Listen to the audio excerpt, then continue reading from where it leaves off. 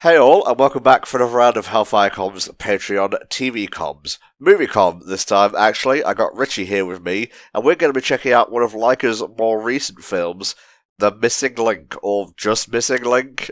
Either way, I'm going to get it confused with the upcoming Kingdom Hearts mobile game, so I guess it's a moot point in the end. We're going to get right on into it, because it's a 90-minute thing, got other things to do, like, I don't know, sleep, and the Mario movie is tomorrow, I don't want to overshoot my taxi, and so on. Here we go. In 3, 2, 1, click. Booyah, baby. Now, I've got to be honest, beyond Coraline, and I think Kubo, is Kubo one of those? Kubo is one of Leica's, yes. Yeah, I haven't really seen any of a Leica film. I heard good to mixed things about this. It's definitely not on the lowest end of the Leica quality scale. Yeah, so Leica have done a grand total of 5 films in their lifetime so far. They began with Coraline, which obviously was excellent. Then they did Paranorman, which was actually also really quite good, which was co-directed by Chris Butler, who also directed Missing Link here. They also then did The Box Trolls. They then did Q and Two Strings, which I still maintain should have won all of the awards that year. That film was wonderful. And then Missing Link, which is their most recent film, which came out in 2019. They've got, I think, 3 upcoming films on the slate. One called Wildwood, one called The Night Gardener, and then their first ever live-action film called 17. But when they're actually going to come out, I have no idea. Yeah. Obviously, a lot of their films are, 99% of them, bar that one live-action one that's upcoming, are stop-motion, so... Yes. There's a reason they haven't been pumping these out as much as, say, Disney or DreamWorks and so on. But yeah, I mean, they've done very well in terms of awards overall, because they've pretty much been nominated for almost every film they've done. Mm-hmm. I think there's just one that they haven't been. And Missing Link did actually win an award. It won the Golden Globe that year against Frozen 2, How to Train Your Dragon, The Hidden World, the live-action, massive air quotation marks, The Lion King, and Toy Story 4. I would say out of those, just from, like, a perceived standpoint, yeah, definitely the winner. Yeah, I mean, obviously, Academy Awards, Toy Story 4 won, because of course it did. But, like, considering, they're going up against those juggernauts, I think Leica have done incredible work. They really have over the course of their working life so far, and they've just got such a great style. They do, yeah. And it's just, they are masters of stop motion at this point. See, this is not what I would expect Nessie to look like, but like you say, they have their own style. Yeah, and it's great.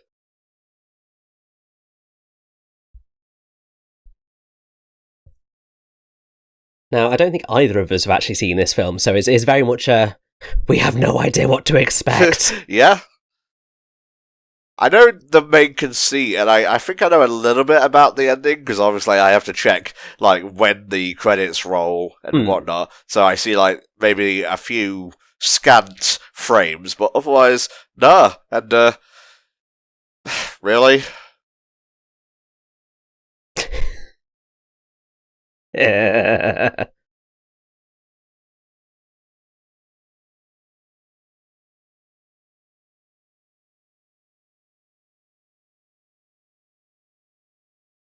Oh, good God. It's okay, he was a rental anyway. You lose the deposit. Yes, voiced by David Williams, hilariously.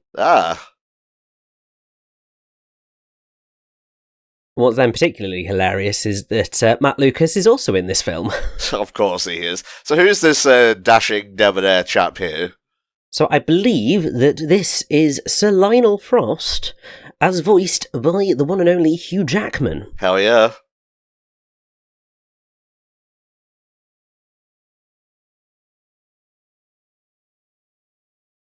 They're just making an assumption here that he's a cryptid hunter, and that's where the whole abominable snowman Sasquatch thing comes in later. Effectively, yes. So he's, according to, the Wikipedia page, a rash but well-meaning myths and monsters investigator. So he wants to find out whether people are, whether these myths and monsters are real or not. Obviously, he has here found good old Nessie. Mm-hmm. Yeah, this looks CGI at points. It's fantastic. I mean, certain bits of it will be the way that Leica, I think, have tended to do their films, is that if it's a character, then it will be entirely stop motion. This, for instance, everything in that scene will be stop motion, but usually when you're dealing with any of the skies or any sort of like the wider backgrounds, those will tend to be CGI, because obviously you've got to be realistic about what you put your money in. Yeah. And when you've got like the scale of certain things and also the feasibility of doing things, so water in most cases will probably be CGI because it'll be easier to do that than it would be to try and do stop motion with water, because that would be a nightmare. Speaking of water, do you know they're making a live-action Moana? Yes, I saw that with Aliti Carvalho and Dwayne "The Rock" Johnson reprising their role as Moana and Maui, which part of me looks at it and just goes, I get it, but also, why? It's not even 10 years old yet. Also, the animated series they promised way back when hasn't come out yet, so... Yeah. Is this just an ego project for The Rock? Sorry, I wasn't really going to find anywhere else to bring that up, so I figured I'd bring it up now. It's fair. Yeah, honestly, I don't know. It's one of those moments where you look at something and you just go, a choice has been made here. I understand why they've done it, because, Disney likes money and kids like Moana and Maui, and that film will probably print money. So it makes sense from that point of view, but artistically and creatively, not sure I get it. I mean, the same reason that I don't understand why they're doing a live-action Lilo and Stitch, and that terrifies me. But equally, they have cast a really adorable girl from, I think it's Hawaii. Mm-hmm. So hopefully it will be a suitable rendering of the film, but so far Disney has not been pleasing me with their live-action remakes. The only one that I've actually liked and think is either on par with or better than the original is Cinderella. The rest are just dreck in comparison to their animated counterparts. Yeah, Cinderella is the one we usually tend to bring up and whatnot. Yeah. Ooh. And that is a foot. Oh, there is no one here to laugh.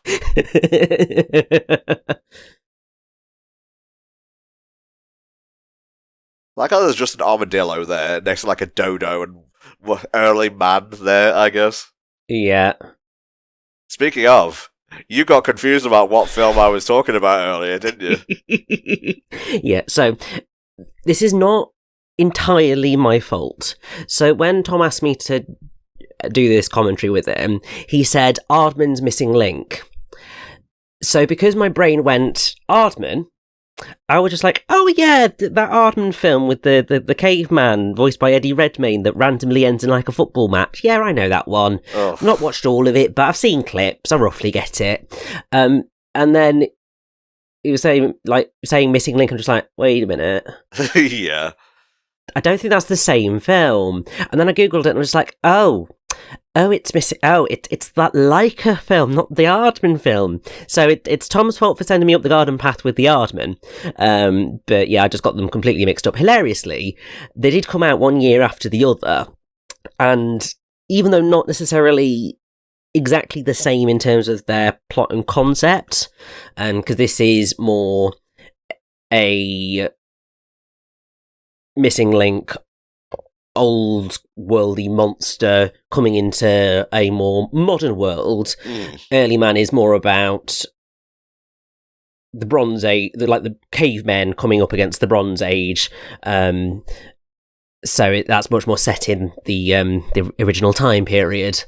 So yeah, very different films in that sense, but hilariously sort of close, and yeah, came out nearly around the same time. Yeah, well, full disclosure, I may have been reading about Star Wars Visions Volume 2, and Aardman are doing a short for that.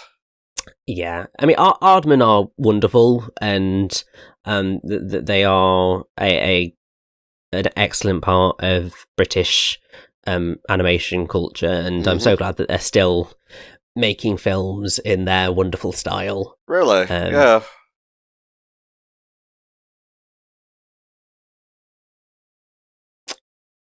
Always love a film that does not decide that it's above a dick joke.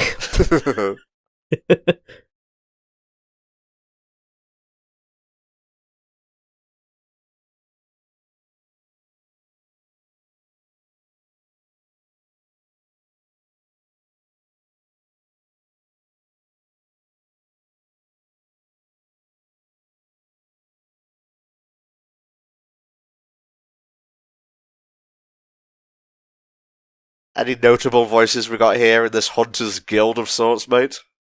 Yes. So, you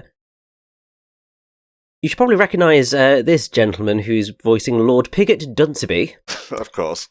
It is the one, the only, Stephen Fry. Oh, wonderful.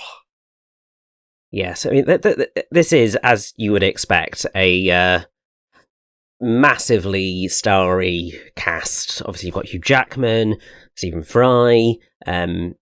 Obviously, David Walliams for a British audience is a starry name, but not necessarily for an American audience. But then people who we've not met yet, you've got Zach Galifianakis, Zoe Saldana, Timothy Oliphant, Emma Thompson. They're probably the biggest names that you got in here, and this film was actually also somebody's final film role. Oh. Jack Blessing as McVitie, who is a conductor. So yeah, it's filmed before his voice role was recorded before his death in 2017. Right.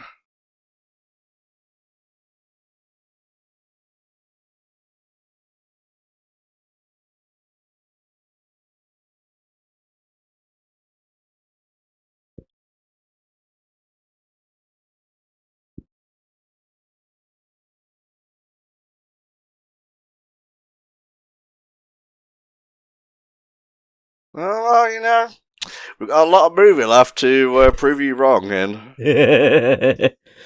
Yes. Also, I'm beginning to see why this film did reasonably well critically, but not necessarily hugely well in terms of at the box office.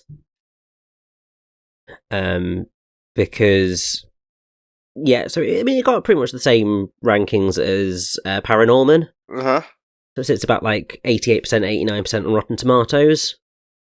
It's just like, it's visual treat, humour, plenty of heart, little food for thought, but it's just, it's okay.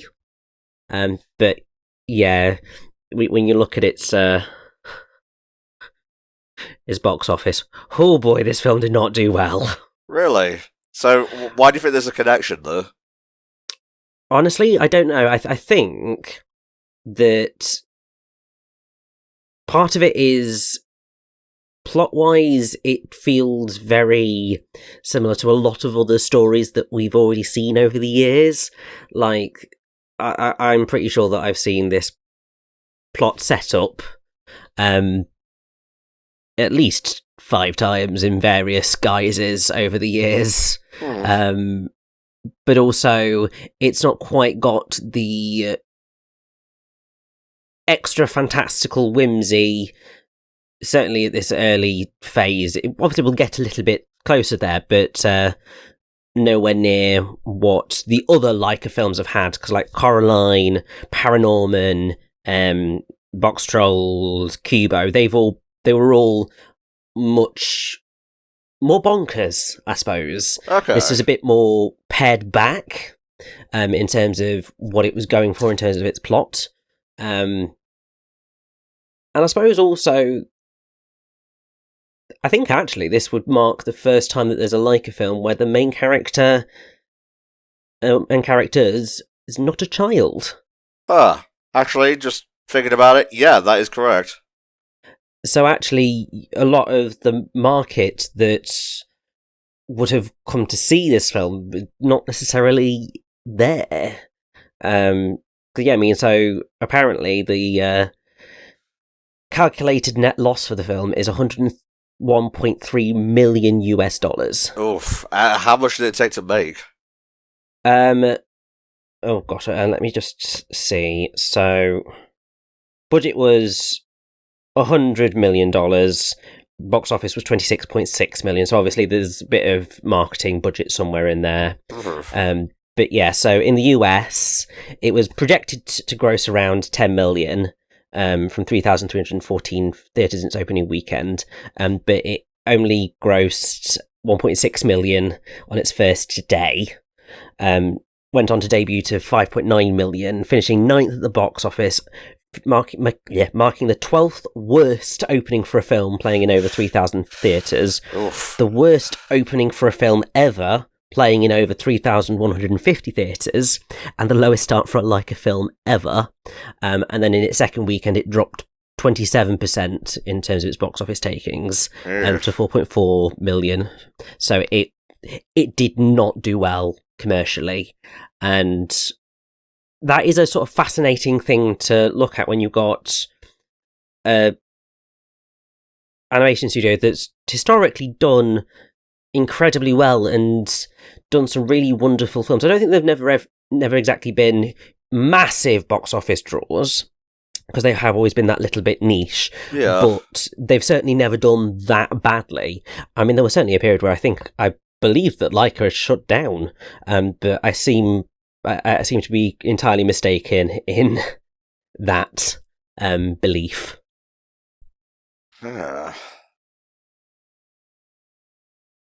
Yep, that's mud.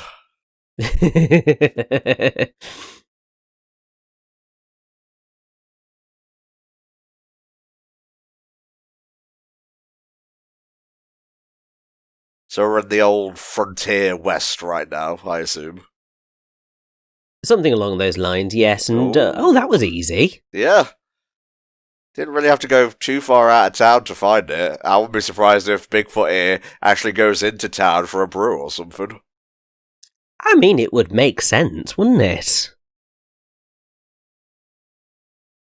And considering the whole thing of often disguises that people use are absolutely terrible, but still manage to work incredibly well, it'd be exactly the type of thing you'd see in this type of film. Yeah.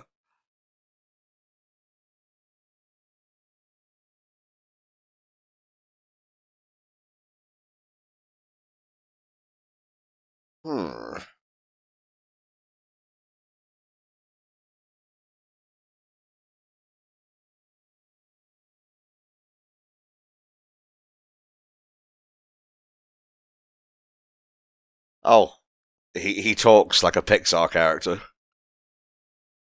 Yeah.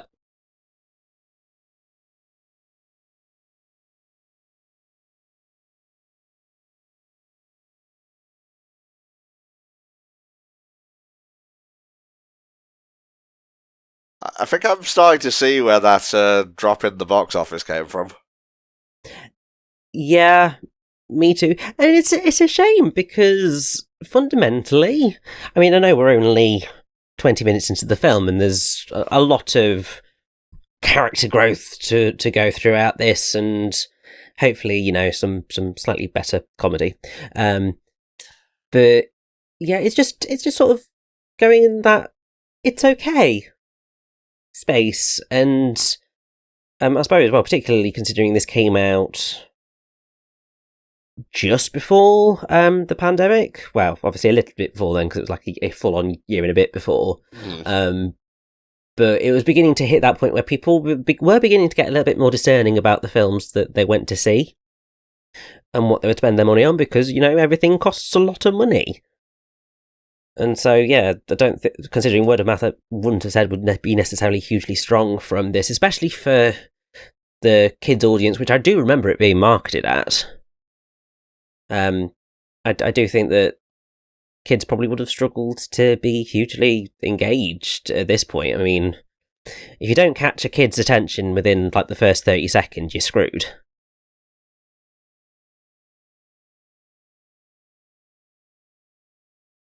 Oh. I mean, I suppose it was just an assumption that a Sasquatch would be below human intelligence, but if they are the missing link, it tracks that they would at least be able to converse with us. I mean, that goes into a really interesting area of science, and that whole idea of the missing link and whether different parts of evolutionary development would have kind of been able to continue, because I'm pretty sure that obviously there's the whole thing of when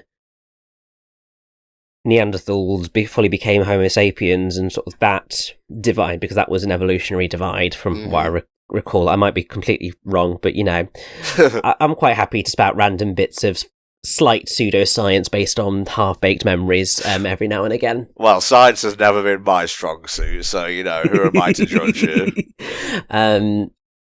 But yeah, it does pose a really interesting question, and I seem to recall that actually there was going to be a Pixar film at some point, which was going to be about, like, what would have happened if the dinosaurs had never actually died out. Clearly that film never came to pass, but it's sort of like interesting thought experiments. But also the whole thing of missing links and trying to find the direct chains of evolution has certainly always interested me, and it's why one of my favourite ancient creatures is the Archaeopteryx, because effectively that is, or was, one of the missing links between dinosaurs and the birds that we know today. Oh, the feathery raptor. Yes, the feathery raptor bird thing that was the inspiration for Archaeops in Pokemon.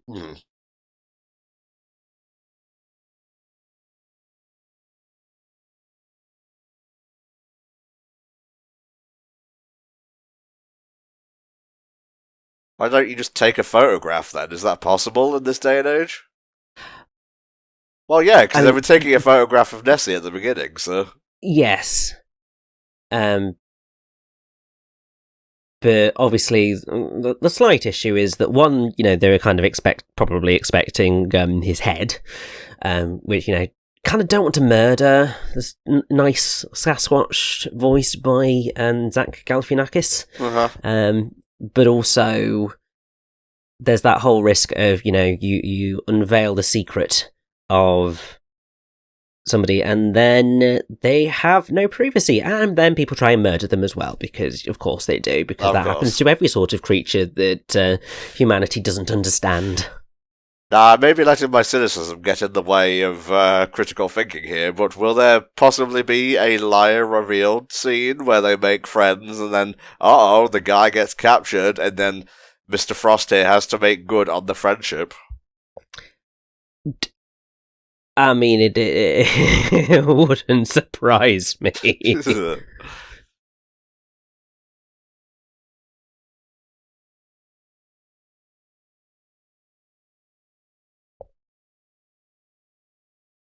Very dry humour, this film. Yes. And a sort of dry, calm sense of humour can definitely work. I think this is a challenge and an issue that I think does happen with quite a number of films, is that either because they have been marketed a certain way, or because from sort of everything you look at them, you think, oh, okay, this is that type of film. And then you come into it and it's very much not that. You spend a lot of time kind of going, I'm not sure how I feel, because you're constantly butting up against that whole idea of this film is not what I expect it to be, so you then get in your own way of being able to sit and enjoy the film for what it is. So actually, this might be a film that is better enjoyed on a second watch once you've been able to get past yourself. Oh yeah. And kind of gone, oh, okay, going into this, it's a kind of buddy, dry, more mature type of comedy, not live action, stop motion film. And then you're not going in expecting, a kid's film. Which is what I was expecting. Oh, Richie.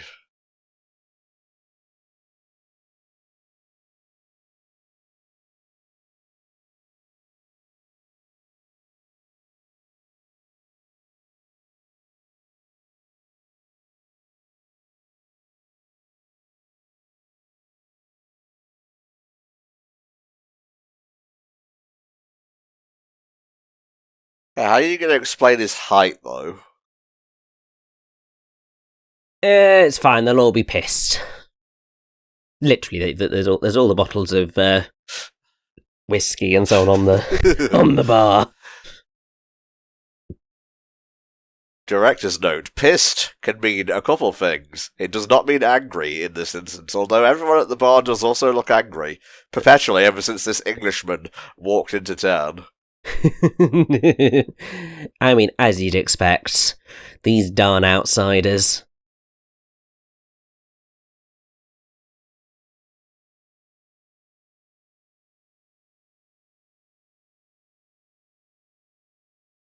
Yeah, fake Englishman, proper Englishman as a proper English breakfast brew. Yeah.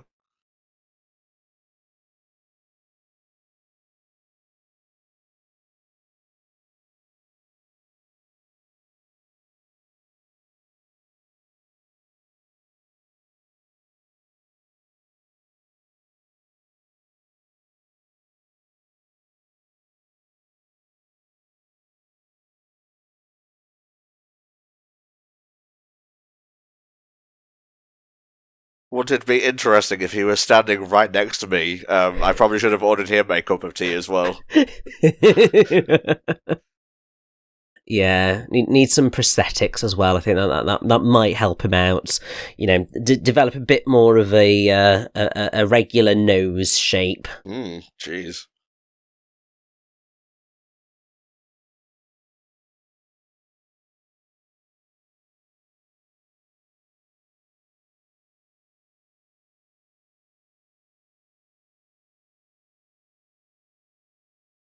Huh?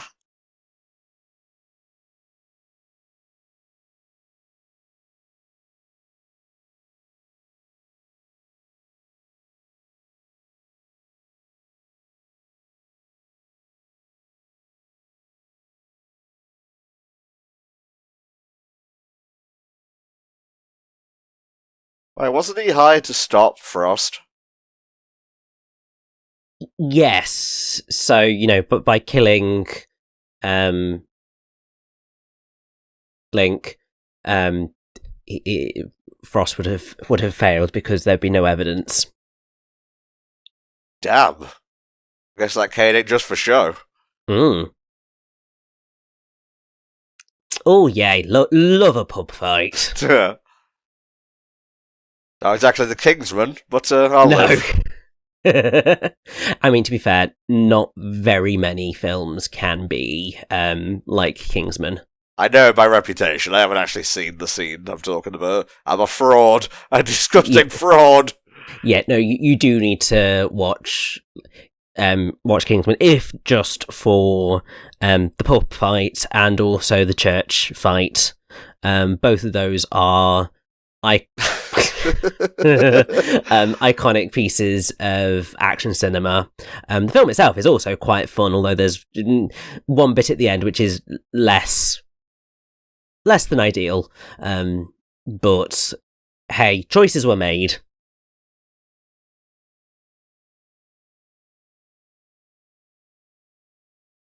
Well, alright.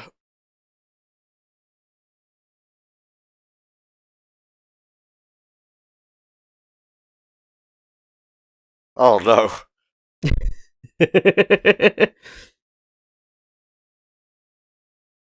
I think something else that I'm noticing about this film is that pace-wise, it does feel just very gentle. Yeah. I suppose. Like,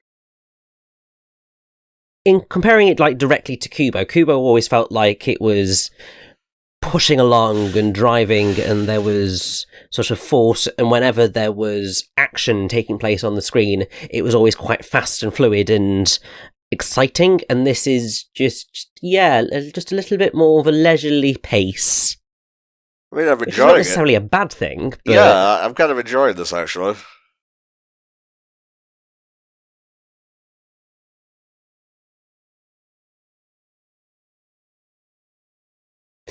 yet he dared. You can't hurt me, Frost! Oh wait, I'm actually dying, never mind.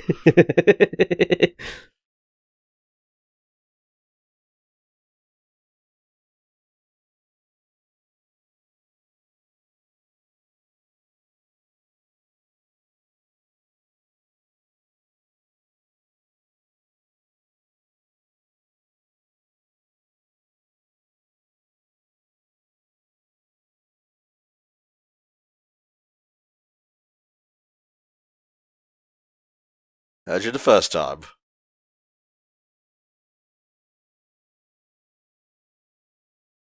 I could fly if I wanted to. Sorry.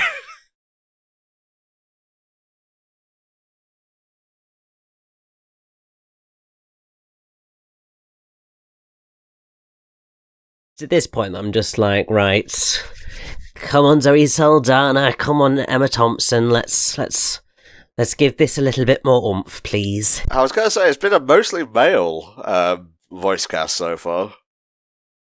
It's been pretty much an entirely male voice cast. It's been a complete sausage fest. uh,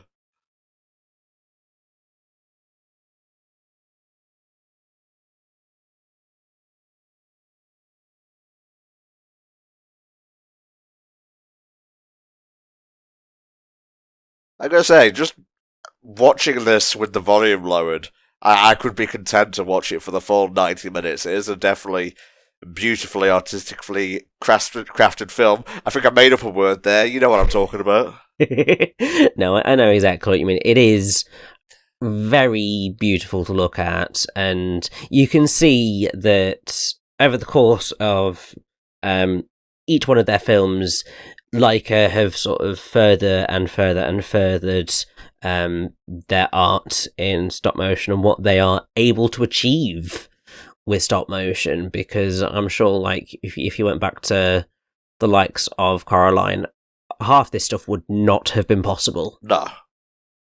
Like, I mean, the number of sets we've already had is ridiculous as well. And the lighting here is fantastic. Yeah, and also, like, the quality of the fabric on all the clothes, like, it looks, obviously the actual character models themselves have got their sort of specific look and feel to them, but like all of the fabric work just looks so realistic to, you know, the size that they would actually be. Yeah. And that's just great.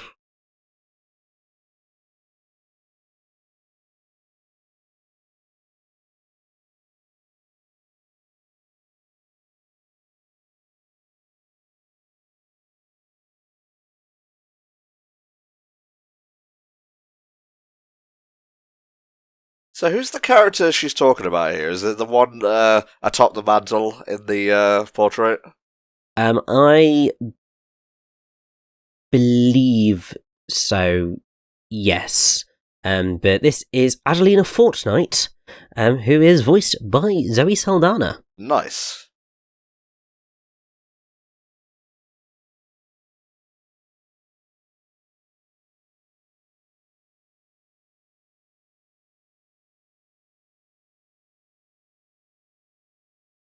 Rich coming from him, a cryptid hunter. Yes. It's a metaphor, don't look at me.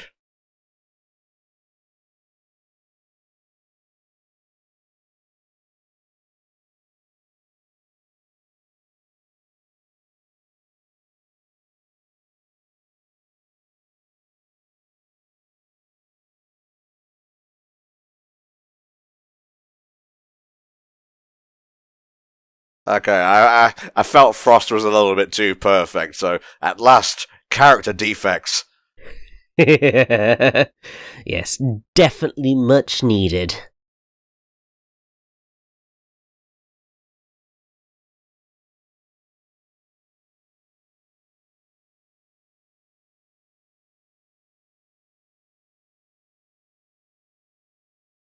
Well deserved, I think. Oh, Jesus. I mean, that was less deserved, but obviously she wasn't aiming at him. But yes, obviously, Adelina was Sir Lionel's former flame before she got married. Ah, I see. So it explains the raw sexual tension. Mm-hmm.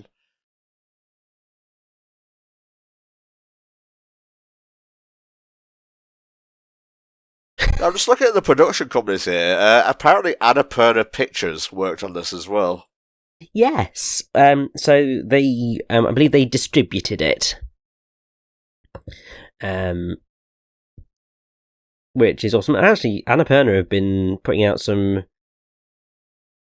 really interesting work over the years, like a real mixture. I think that probably the ones that got the most love would have been Her and American Hustle. But actually, most of the films that they have put out over the years have been nominated for some form of awards. Right. And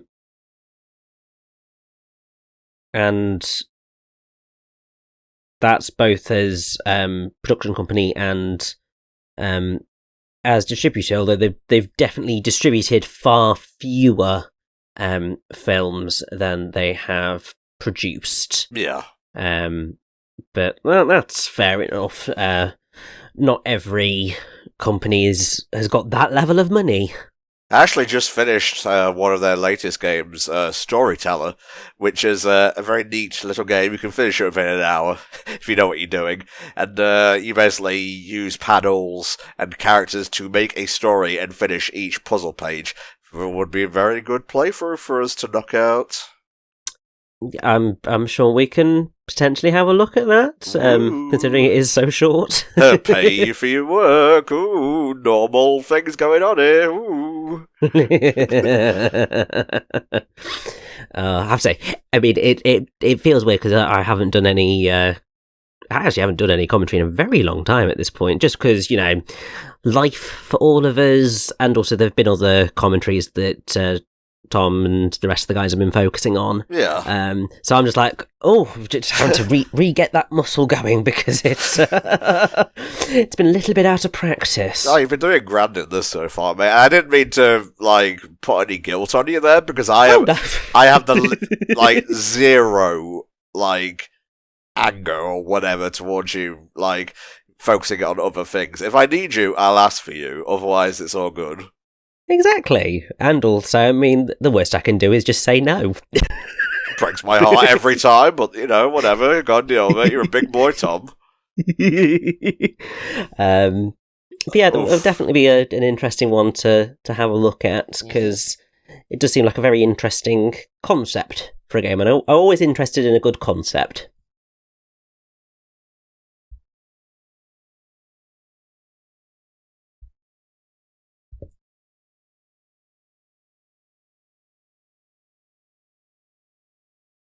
Jesus. Well, that worked out.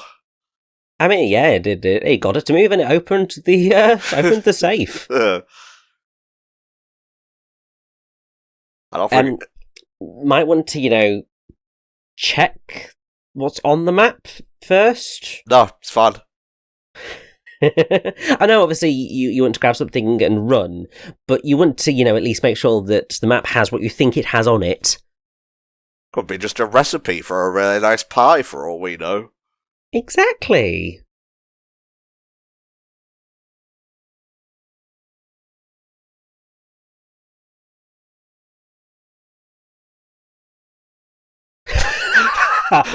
Okay. That one did actually get me. Yeah. You see, I really do like that type of comedy, but you have just got to get the timing, and the actual punchline itself has got to be good. Mm-hmm.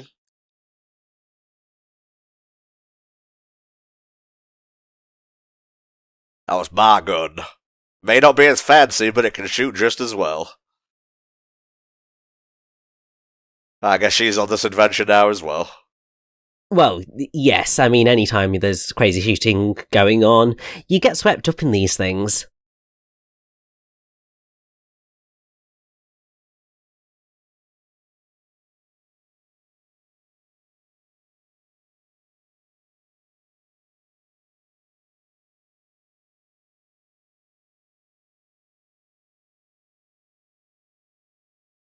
Oh, this is just what she needed. Well, exactly, and also I am pretty sure that, by the end of this, they'll be back in love and everything will be absolutely dandy. So just to clarify, and to make sure I was paying attention, he was best friends with someone who was married to her, and then his best friend died. Yes, so obviously they were previously lovers. Her husband, who she eventually went on to marry, was one of Lionel's past partners. But then Lionel was a dick and missed the funeral for when her husband passed away. Okay. And so that's why she's ultra pissed, because it's just like, you were meant to be busy mates and you missed his funeral, you bastard. Okay. I was getting the feeling they were like brothers because they had similar looking noses, but I've seen a few characters who have similar noses to Lionel. Yes, so it's very much more... Well, I mean, when you have two besties, sometimes they do feel like they're brothers. Yeah. Even if they're not, related by blood. Nottingham for life. Exactly. Yeah.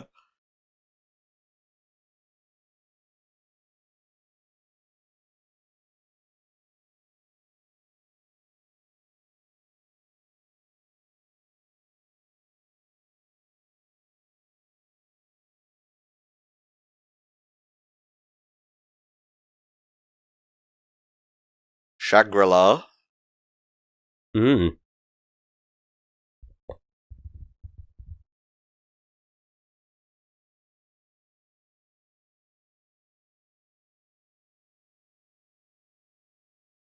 Ah, there we go.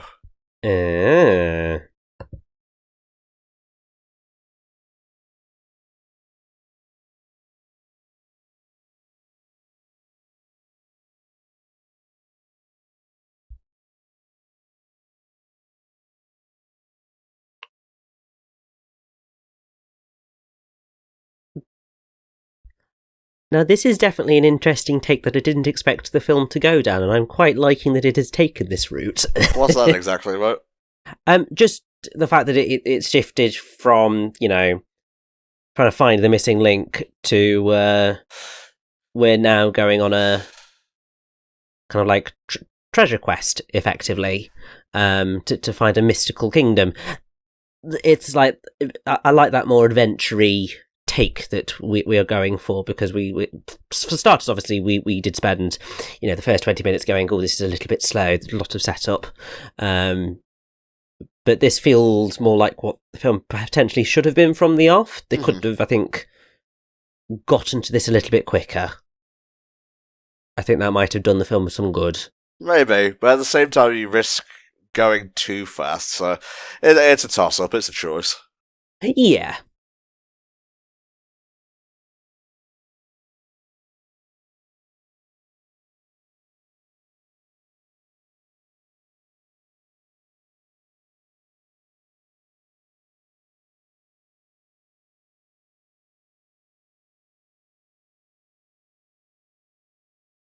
No, I think that's perfectly reasonable, honestly.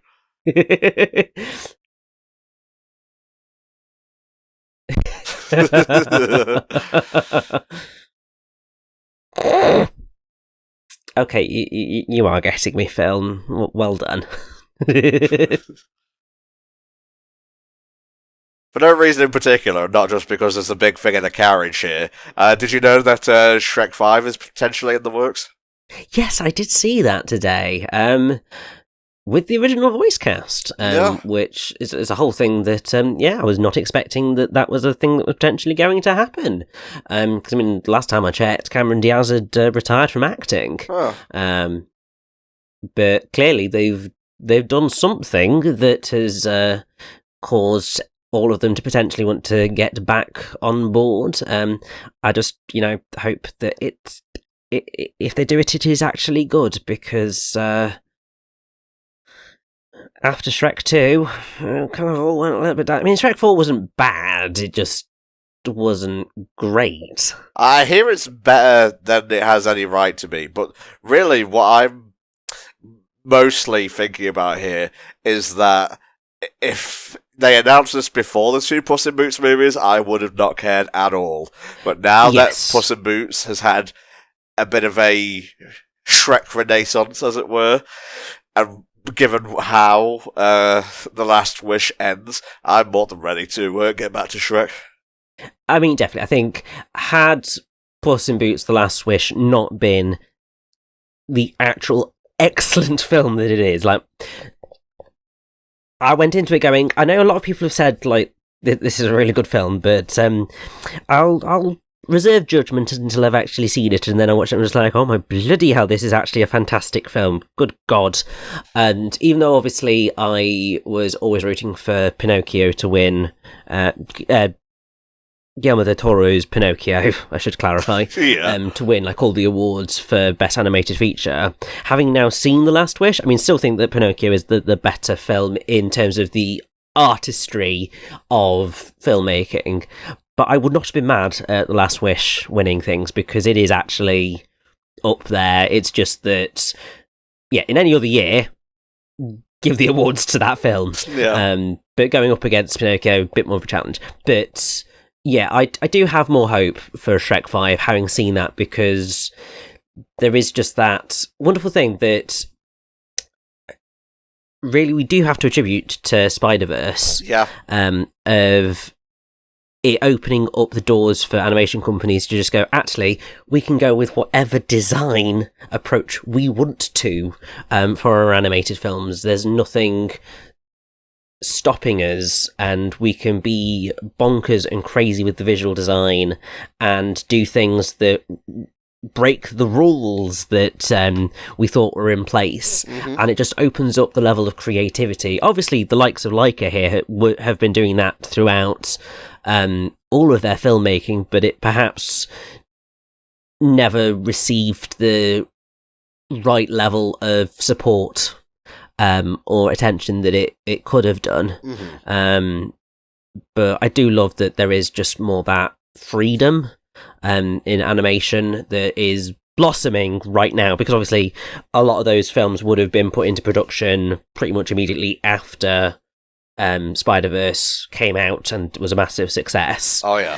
So we can only... So that this is sort of like been the first round of wonderful films as a result of that. So I can't wait to see all the rest that are gonna come afterwards. And that's going to be really exciting. Although I will say that the news about Shrek 5 for me was slightly overtaken with the, oh my god, this looks hilariously bonkers and I kind of want to see it, of all the stuff that's come out about the Barbie film. There's that, and also we got a full trailer for Across the Spider-Verse. So. Oh yes, so I mean, for film fans, we've been eating well this week. Really?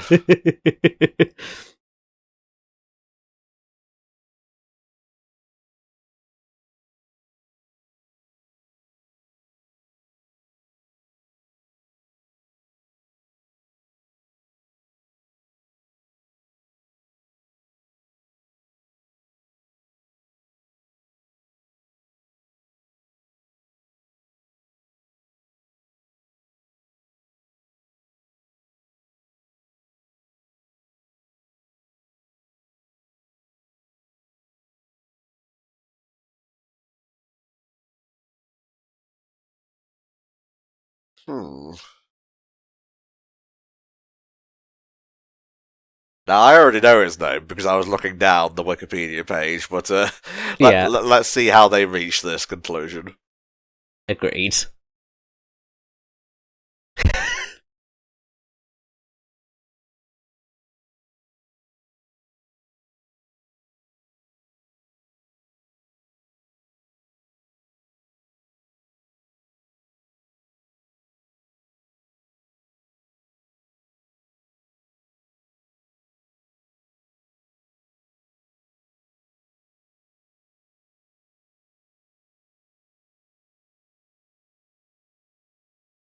Just took it all in.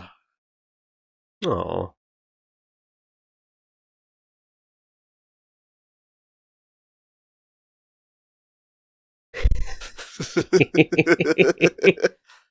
Amazing.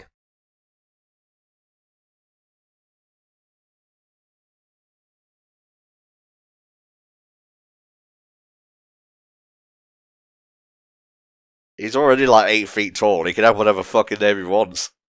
Exactly. And also, I mean, really, who gives a hell about the genders as typically associated with God, names? don't start, Richie. I mean, really, who cares? Names shouldn't have genders, neither should clothes. Exactly. Fair enough. Anywho, it's Britain o'clock apparently. So why don't we head indoors? Yes, I mean, the second it starts raining, yeah, just get inside because it's miserable. And of course, storm starts just as things get a little bit dicey. Isn't that pathetic fallacy? Pretty much, yes. Well, not pretty much. Exactly. This is indeed pathetic fallacy. Aha! I listened, I took it in, I learned, I evolved.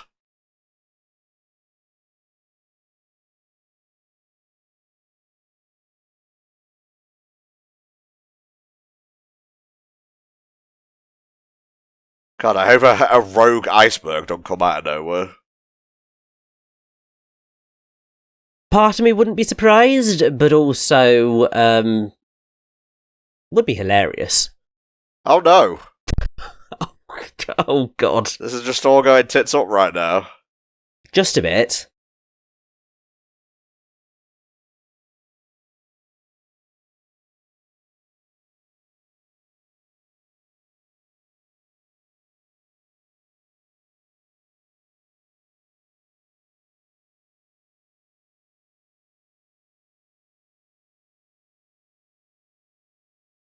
What the fuck is one of those when it's home? Oh, this. Yes. I knew that was gonna happen. Yeah. They're going for the slapstick. In the middle of an action sequence, no less. Yeah. Although, when would slapstick otherwise occur? Come on, Tom, think it through.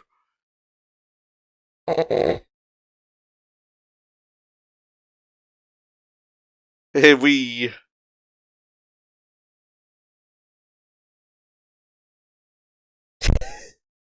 There are a lot of dick-related jokes in this film. Yeah.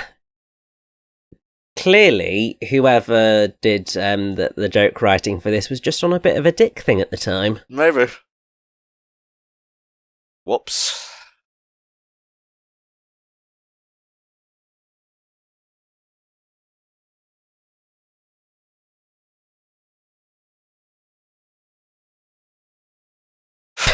It's not a good day for her. Or for him, No. to be fair. No, also, this is very much giving me vibes of... there's a scene after one of the boss fights in Hi-Fi Rush. Uh-huh. It's very much giving me that, Okay. and I love it. I have that installed on my Xbox. I need to play it. You really should. It is a lot of fun. Like, literally, I got Steam because of Hi-Fi Rush, because I couldn't not play that game. Wow. And I actually had an absolute blast with it. It's a lot of fun, and it's got its quirks, and it's not necessarily perfect, but it's delightful.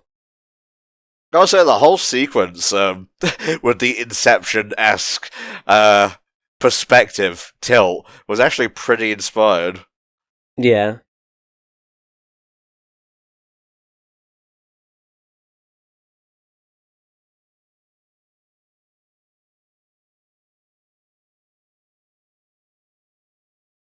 Oh, I guess they're just easily persuaded. Mobs. We hate what we don't understand, I believe is a quote from the Mob song. Or, just they're bored and need something to do. I mean, also that. But these voyages are long. We're seeing the abridged cut of this thing. Yes.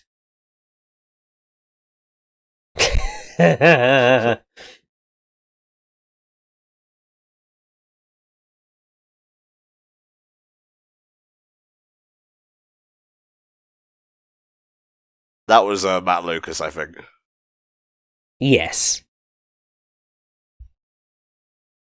Yes, Matt Lucas is the voice of Mr. Colic, Lord Peternsby's neurotic assistant and right-hand man.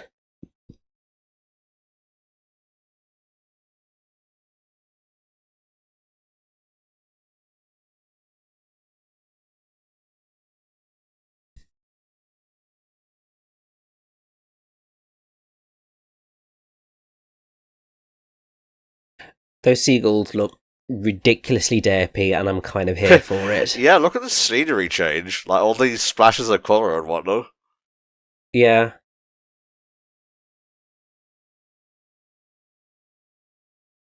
It's alright, we'll make a new boat. I don't know, maybe the Sasquatches will help. Well, I think since, we're heading towards the Himalayas, it's probably more likely to be Yetis, but still. See, that's my bad. I conflated the two. I should never do such a thing. Well, I mean, the thing is that considering they are fictional creatures, they technically could be one and the same. It's just that they could be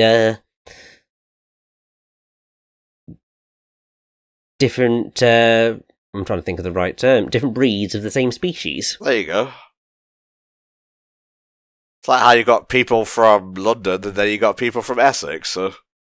Well, exactly. Sorry. A little bit spicy there.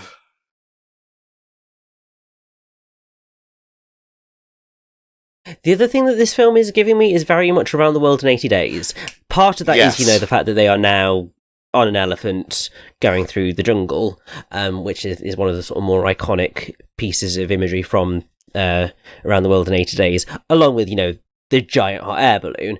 But I suppose it's the same kind of plot arc in a way. Yeah. Of guy goes on a journey around the world to find a thing, to prove his worth, before wanting to go back home. That's exactly what I was thinking of during the scene with Lionel and the main old dude in the club. Ah, Yes. was that one with David Tennant any good? Oh, I don't think I ever actually watched that one. I was always meaning to, but you know what it's like. Something else comes along. Oh yeah, and I mean, there is that much TV and film these days that really there is no way that there will never be any content for you to watch, because there is always something, whether some of it's any good or not, different kettle of fish. Uh-huh. Whether you'll actually enjoy it, another kettle of fish. Indeed. But you cannot argue that there isn't ever anything to watch, because there is always something.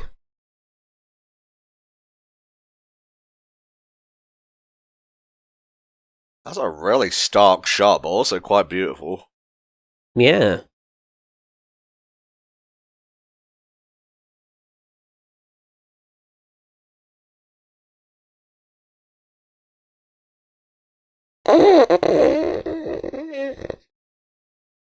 Oh, the English tourist is strong in this one.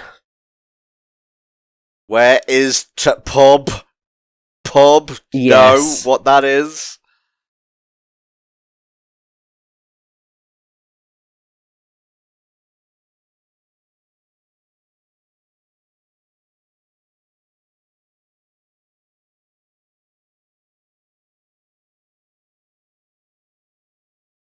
Yes, no. I think he insulted his mother. Oh.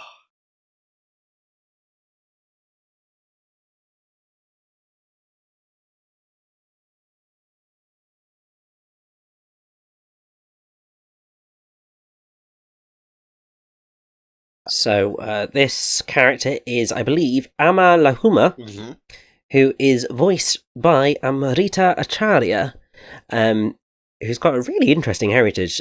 So she's a Norwegian actress of Nepalese-Ukrainian origins. Huh.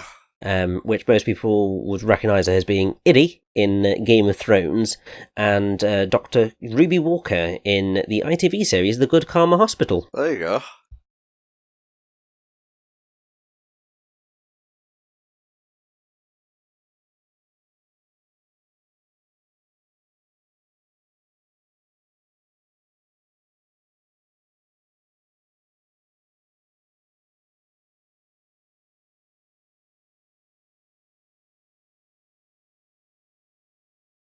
Oh.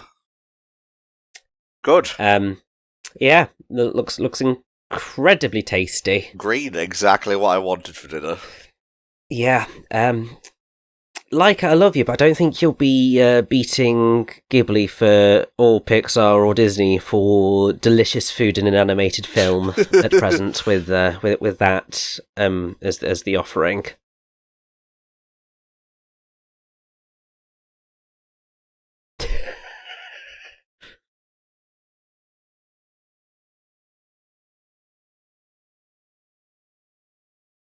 Oh,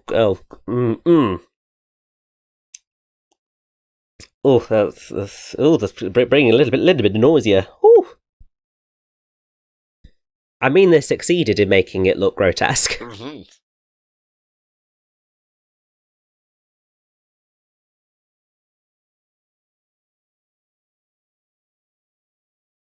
Similarly disgusting.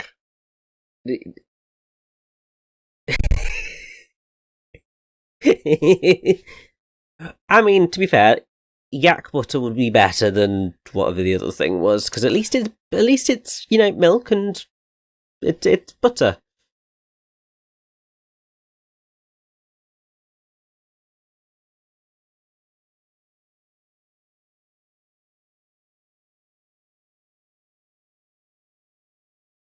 Well, that's put me off rice cakes for the rest of my life.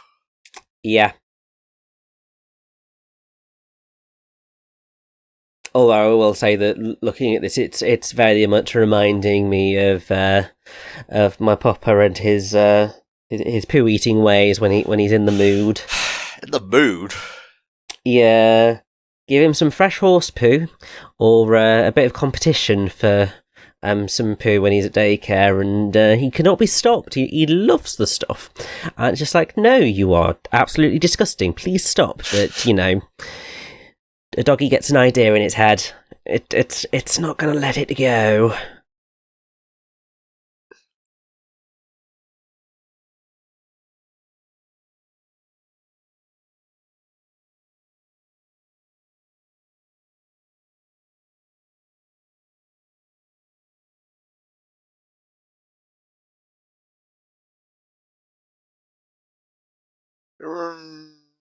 Can we draw straws? I mean, I suspect, Susan could probably just breathe on her. That'll do it. You see? I told you.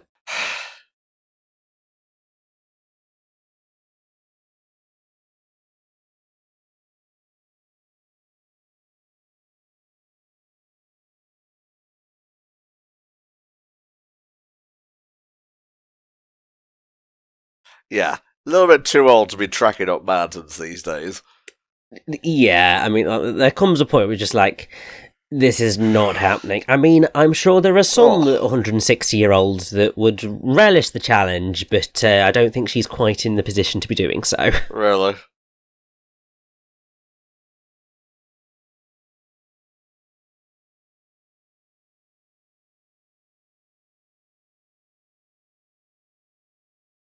Money shot. Yeah, also, this is really making me want to revisit Journey. I love that game so much. I can understand why, mate.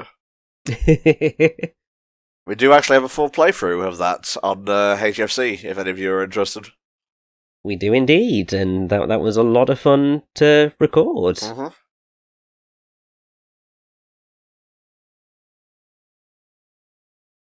Oh, they actually came along. Interesting. Yes, well, I mean, it's one of those things of, if you if you want something done correctly, you've got to do it yourself. And that includes, threatening the lives of young children. It's villain 101. It is.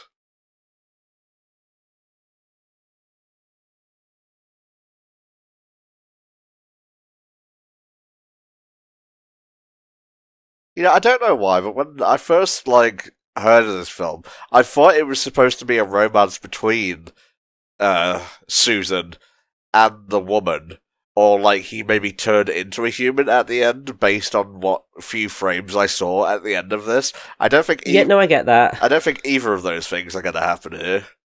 No, this is definitely not some weird version of Beauty and the Beast. But I can totally understand how you could have gotten to that. And I think that does just go into the whole, when this film was getting marketed, they didn't really know what to do with it or how to sell it. Yeah. Because it's not a film that I would say is necessarily easily categorized. Because, I mean, it's sort of a swashbuckling around the world adventure is really what this is. Also, that's an angry face. Well, they're similar, but not exactly the same, so there's plenty of chances for prejudice there. Yep. But yeah, I understand what you mean. It's they start off as kind of oh, we gotta track down this thing, and then they have to take it home instead of taking it back home to the UK for glory, which is a bit of an interesting twist, but also one that's hard to sell in terms of commercials. Yes, and this is gorgeous, by the way. Oh yeah. I think it's something that I really should praise about the film is that it has had so many very different locales in terms of the visuals. We've had sort of the really wonderful forest stuff, the town stuff. We had the stuff at the beach. We've had all the rocky stuff. We've now got this wonderful ice stuff. There's just a real great amount of variety in the visual settings, and this is incredible work from Leica, and does just show quite how far they have come. Mm-hmm.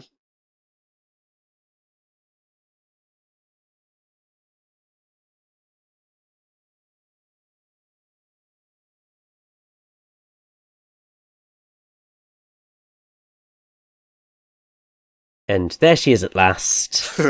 Emma Thompson. Yeah, you know her voice from anywhere.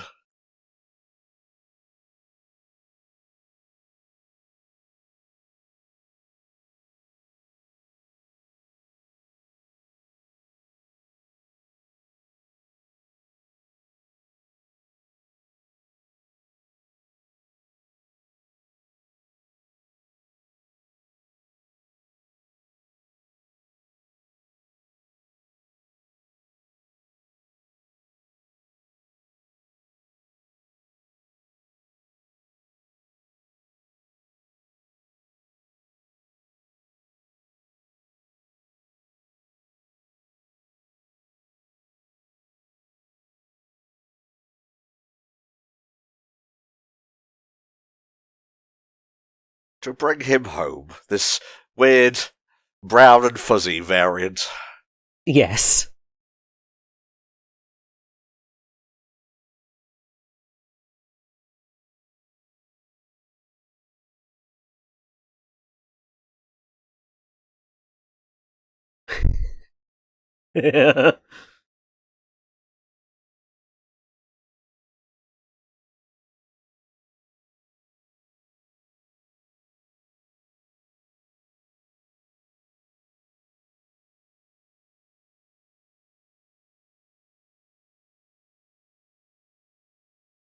Ooh. Oh, that's lovely.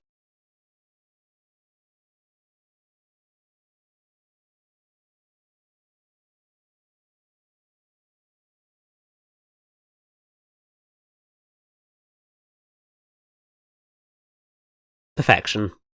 Rolls off the tongue. That's the best joke in the movie, I think. Yeah.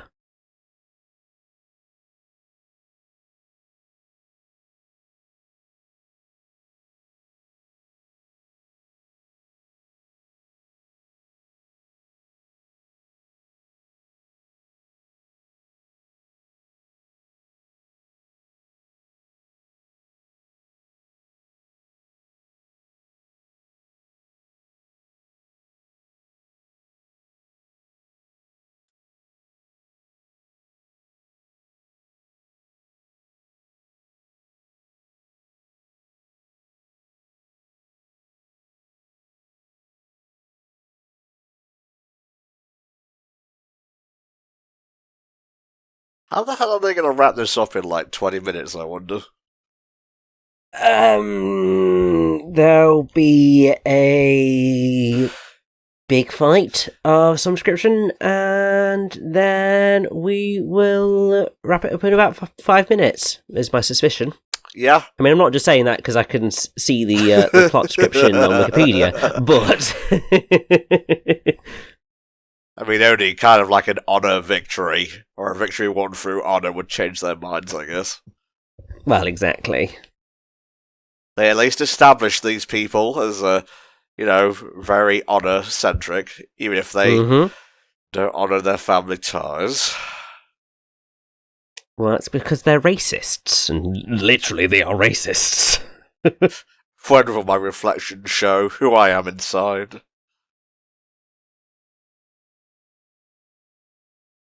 Oh, it's just making me think of how disappointed I was at the Mulan live-action remake. Yeah, we brought that up in KH2 Final Mix. Yeah. Yeah. Please, for the love of God, let The Little Mermaid actually be good. We'll see. We'll see. When is that again? At some point in 2023. I'm just sort of rolling with it at this point. Fair enough, mate.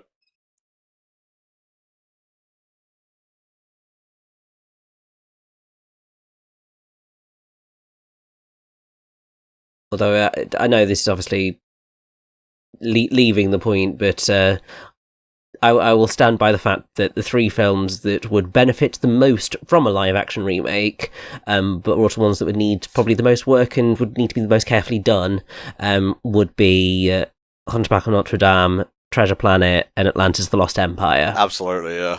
Those 3 are the ones that I think would do the best out of being remade in live action.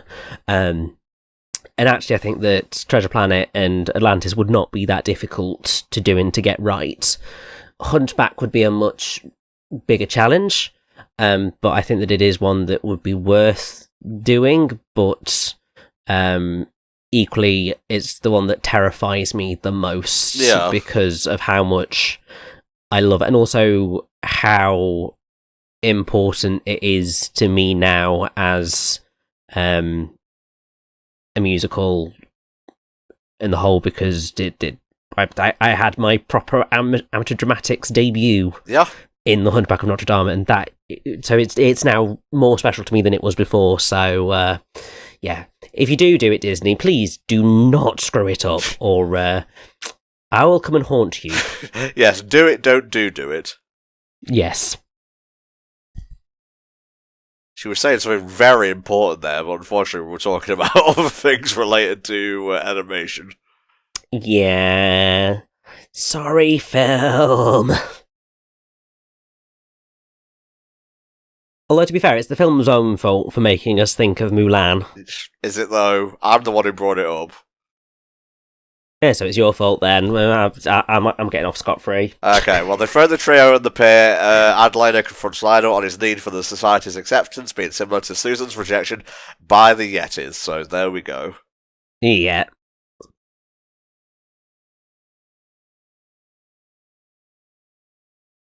We ain't done yet.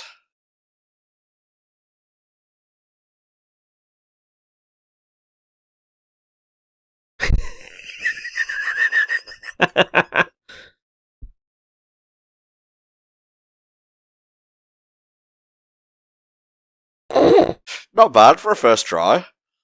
Yes, although he would also definitely be dead at that. There you go.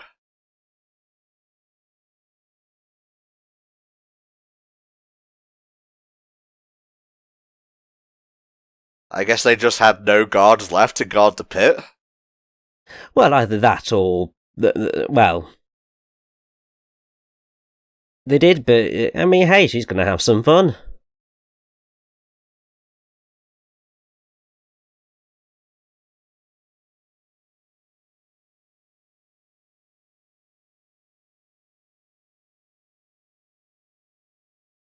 Yeah, it's bad enough they bring one of our redneck cousins here. They have to disturb braiding time. I know, it's disgraceful.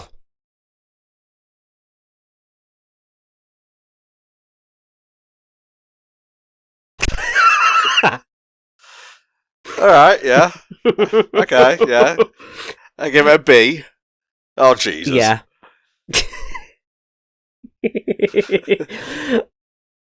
Yeah, I have to say, I am very much appreciating the satire of the Yetis. Yeah.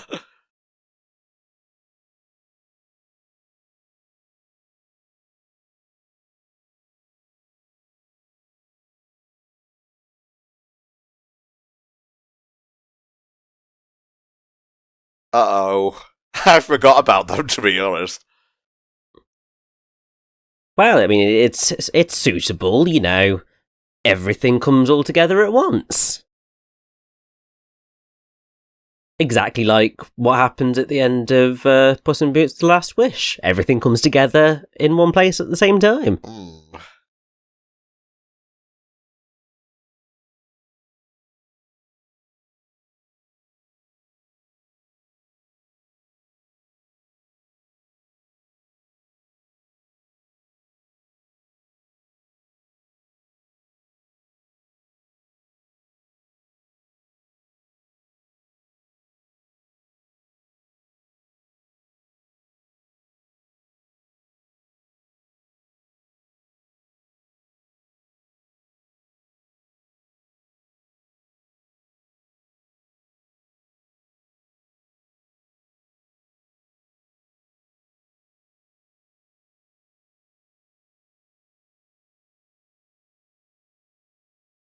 Oh, You damn straight it's Susan. what a glorious name.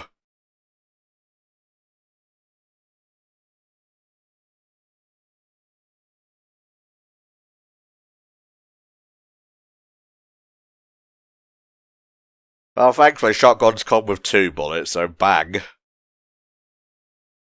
Yeah, and also, you know, at close range, probably could get through 2 people quite successfully.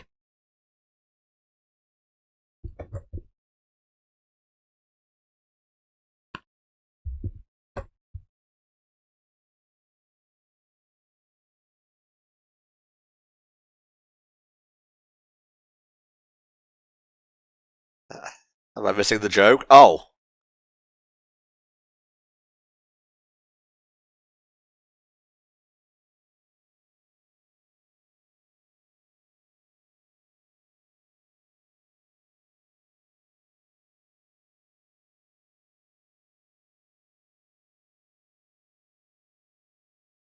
Yeah, how long it took to construct this beautiful bridge.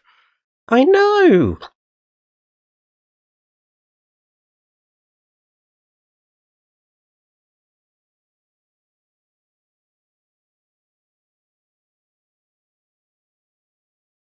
Pretty kick-ass line, not gonna lie.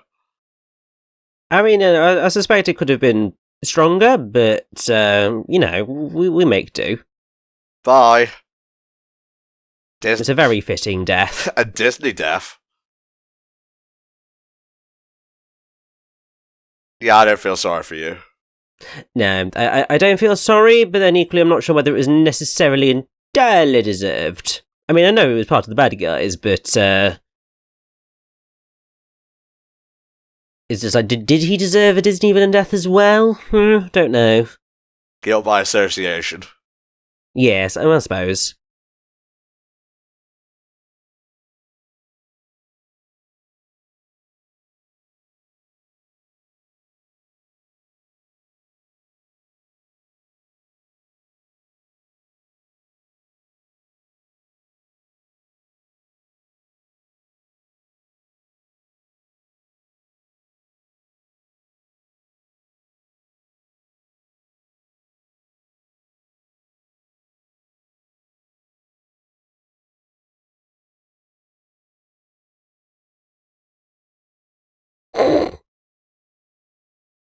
The hypest villain versus hero segment ever. I know, this is exactly the high-level stakes that we want in a final battle.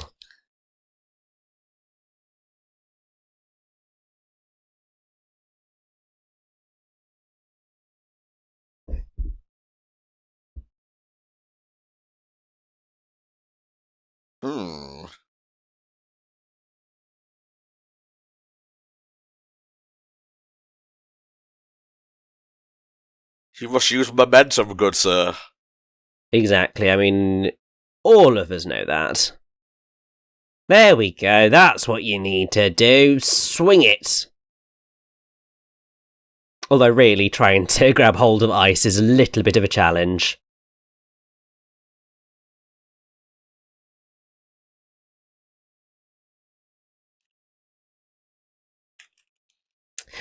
Hattie, that was very lucky.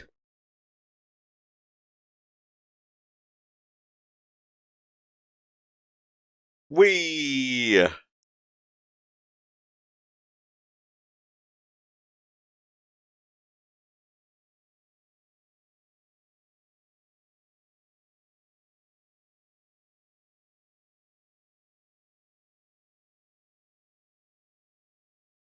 Oh, this is just a comedy of errors at this point.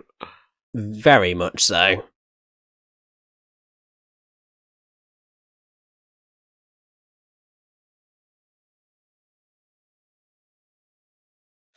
My vertigo hasn't been triggered yet, but I feel like I'm on the precipice, if you pardon the pun.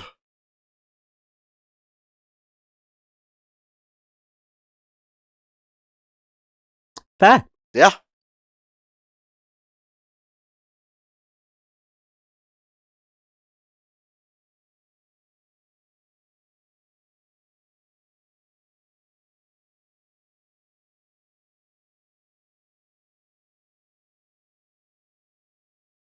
Get away from the edge, please. Yes, I mean, I'd be like, don't just stop here. Let's just, get to the actual solid mountain rock before we we stop.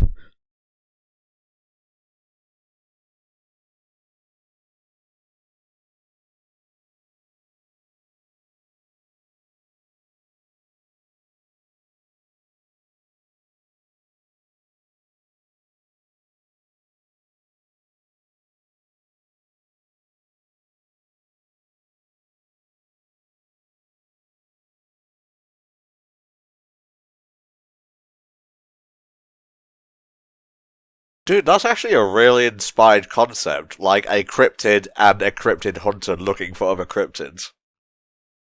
Yeah.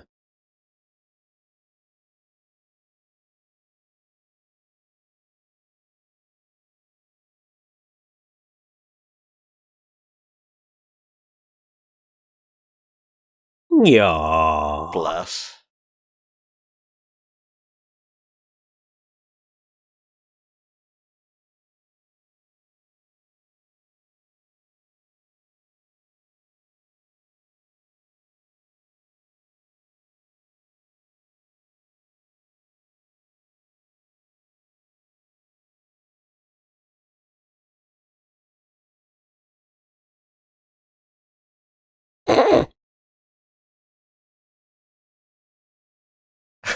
Yeah, come on.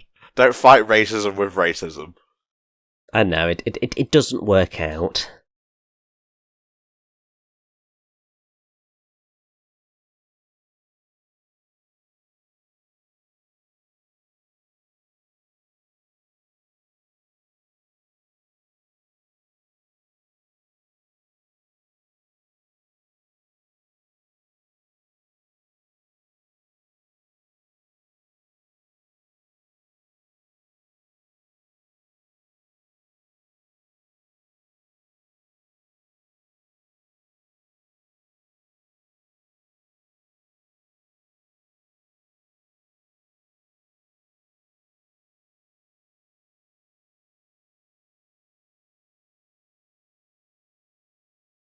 He was definitely leaning in for a kiss there.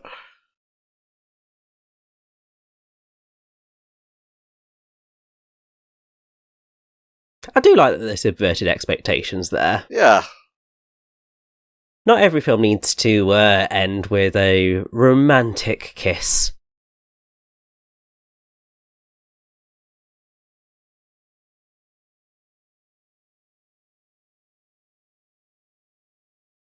Oh, Christ.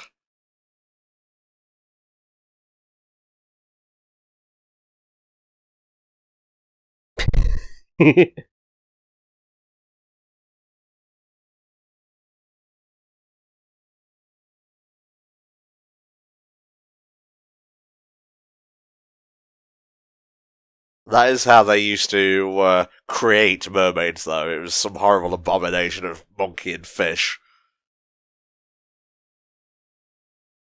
Aww.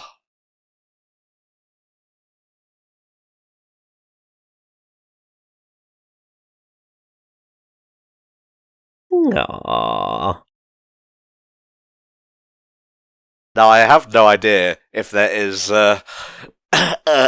after credit scene, so I guess we'll give our thoughts here. Do you want to start, Rich? Yeah, so I have to say, I didn't really know what to expect going into this, and I say I was rather concerned, about 25 minutes in, because I was going, this is a choice of a film, but actually, in the end, no, it is quite fun, and once you get out of the way of it not being what you thought it was going to be and just let it be its own thing, it's a really fun ride. I do think that they probably should have sped up that opening considerably, got to the adventure part of it sooner, but there's some great animation work in here, some great vistas and set pieces, some bits that are actually genuinely funny. Oh, yeah. And yeah, I had a good time. Mm-hmm. There was no point during this where I was like, oh, this is trite, or it's trying too hard, or, I've seen this done better in other places. I have seen it done in other places better, up for debate, but it was just a very pleasant watch. Again, a lot of my enjoyment with these comms comes from watching them with another person, so, take that how you will. But I don't rank this as high as Coraline, but I would say this is... What would you rank it in terms of out of 10, mate? Out of 10, I would say it's a solid 7.5, probably. Yeah, I was thinking a 7.5, honestly, because it doesn't really excel, but there's nothing terrible here. It's super solid. It doesn't quite reach an 8 for me, but I would gladly watch this again anytime. And this is a thing I always love about Leica credits, is when they show some of the actual how it was done. Oh, yeah. And this is just incredible work, and really anyone that does stop-motion animation films, I tip my hat to you, because it's incredible. Mm-hmm. I don't really need to see how the sausage is made with everything in regards to filmmaking, but when it comes to stop motion, I can't get enough of the behind-the-scenes stuff. Ditto, entirely. Again, I have no idea if there's an after-credits scene, and I did skip ahead earlier, and I'm pretty sure there was one, so I guess we'll just sit out the credits. See, this is where I pull out my favourite website for this sort of thing, which is called Media Stinger. So there is actually no stinger after the credits of Missing Link. That lovely bit we saw with the creation of a scene was sort of the last real thing that is included. Okey-dokey. So now it's just a lovely, lovely, peaceful ride to the end of the credits. Fair dues. Thank you very much, Frost Samurai, for commissioning this. Should have mentioned your name at the beginning. Well, it's here now, so there we go. Thank you, Richie, for coming on. It was always a delight to do movies with you. Maybe we'll do a few more before the year is over. I'll say no more for now, but yeah, if you guys want your own TV comms or movie comms, hit up patreon.com/HellfireComms. Please read everything very carefully, because there is a big backlog. We'll get your stuff to you when we can. In the meantime, every penny helps to support the group.